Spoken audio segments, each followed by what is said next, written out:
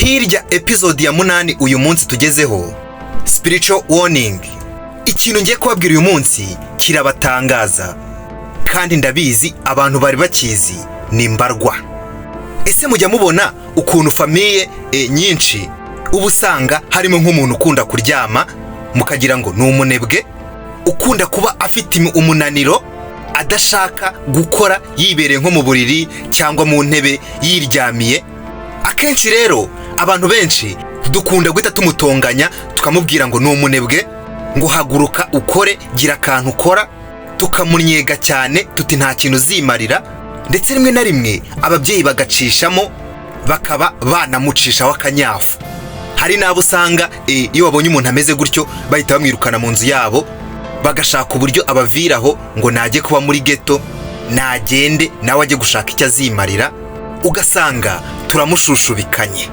Ese ahubwo uramutse usanze uwo muntu uteye gutyo, uwo muntu umeze gutyo w'umunebwe wirwa wiryamiye, ari gutuma famille yanyu ikiriho, ari gutuma famille yanyu icyunze ubumwe, ari gutuma iterambere murigeraho, ari gutuma mbese iwanyu hahumeka amahoro, wabyitwaramo ute?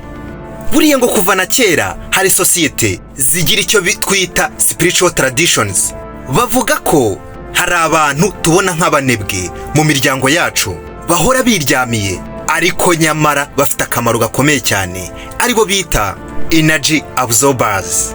Ko n'abantu baba bafite umubiri udukingira muri famille, mbese umeze nk'ingabo ariko icecetse ituje. Ngo bamwe muri aba bantu ntago burya baba baryamye kubera ari abanebwe, oya, nubwo tuba tubona bameze nk'abanebwe, ariko burya ngo ntago baba baryamye kubera ubunebwe, ahubwo ngo umubiri wabo uba urimo urakora imbaraga zidukingira, imbaraga ziturinda ikibi, za mbaraga zimira umyuka mibi. Ugasanga niba mwahoraga mu makimbirane, urwikekwe mu rugo, ba bantu badusura bakatuzanamo indi myuka utamenya iyo ariyo, urwango, jalousie, bya bindi byose bitugiraho ingaruka mu rugo, bitubuza gutera imbere, bituma duhora turi hasi.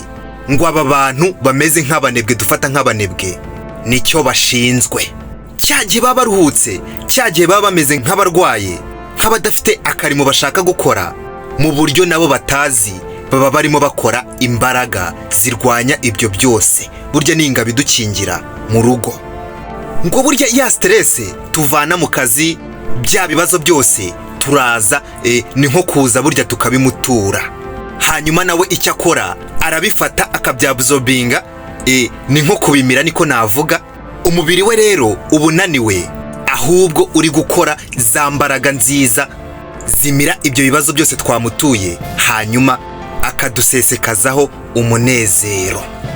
Uyu muntu rero ngo buriya ngo iyo mugeze mu rugo ugasanga muri gutongana, ugasanga mufite ibintu by'imyiryane, buriya ngo muramubangamira cyane, murimo mumwikoreza ibibazo bikomeye. Ndetse ngo uyu muntu niyo yagiye ahantu hahurira abantu benshi, hahandi aba ari mu bantu, nabyo biramubangamira, bikamushyira hasi. Urumva niba abo bantu bafite ibintu bitandukanye, bya bindi byose navuze haruguru bitari byiza, baba bameze nk'abari kumwaka imbaraga ze, agenda anetarariza bya bindi twakwita nk'imyuka mibi, nk'imbaraga mbi zibarimo, agenda abasesekazaho imbaraga ze, umubiri we uba wakoze. Uyu muntu rero burya ngo nta kindi aba afite gukora uretse kuryama akaruhuka, kandi burya ngo iyo aryamye akaruhuka, maji zihita zitangira gukora. Mu nzu yanyu hahita hatangira hagahumeka ituze, ukabona ibintu byose bigiye ku murongo. Ngo kubera ko aba bantu iyo baryamye, cyangwa se uyu muntu yaryamye, wa mwijima wose ugerageza kwinjira mu nzu yanyu arawukurura akawushyira muri we, nabibabwiye hejuru, ubundi akabasesekazamo ibyishimo. Ngo aba bantu burya nubwo tujya tubatuka tukabatonganya, ariko ni abarinzi, ni abamarayika barinzi b'urugo, tuba tutabizi. Ndetse ugasanga akenshi turabatonganya ngo ariko kubera iki uryamye inka, ngo uri umunebwe nta kintu uzimarira. Nyamara aba bantu nibo batuma famille zacu, ingo zacu zihora ziri kumwe, dufite ubumwe, duhumeka amahoro.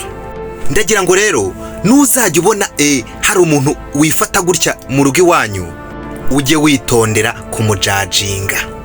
Ushobora kumujajinga hanyuma umumarayika murinzi wanyu akabura. Ese muri famille yanyu hari umuntu mujya mubona wenda yitwara gutya? Munyandikire muri komenti mumbwire, ese iyo agiye byo bigenda bite? Buriya hari umuntu uba uri nko muri famille wenda mukabona nta kintu amaze, niba ariko navuga, akenshi nta kintu abafasha, yirwa yiryamiye nyine kwa kundi, ariko yava muri urwo rugo mukumva nta mahoro ahari, mukumva mwatakaje ikintu kinini. Bibaho rwose. Mu by'ukuri umuntu ntabafasha imirimo, ariko yaba adahari mukumva hari ikintu kibura kandi kinini. Munyandikire muri komenti tubiganireho, n'uwaba afite ubuhamya, experience yadusangiza. Nkubwira nti ushobora kuba wenda ubonye nk'iyi episode utararebye izabanje ukibaza ibyo ari byo, ariko ibyiza uzarebe episode zabanje. Niho twagiye, niho nagiye mbabwira byinshi ku byerekeye n'izi mbaraga, ku byerekeye n'isi tutabonesha amaso kandi igenda itugiraho influence. Niho nagiye mbisobanura neza byose, wagenda ukareba ukagenda usobanukirwa ibi byose mba nimugenda mbabwira. Nkubwira ngo niba utarakora subscribe kandi urimo uracikwa, urimo uratangwa. Aha niho honyine iyi niyo channel izajya ibiri gucaho utuntu tw'ubwenge, za nkuru mutigeze mumenya, ndetse na ya makuru isi yagiye iduhisha, abantu bagatinya kugenda babigarukaho, kandi mu by'ukuri ari ibintu bigenda biba umunsi ku munsi. Byose rero tuba tugomba kubimenya hano. Nshimira namwe mwese kandi mukomeje kugenda mukora subscribe, mugenda munyereka ko turi kumwe. Byose ni mwebwe tubikesha.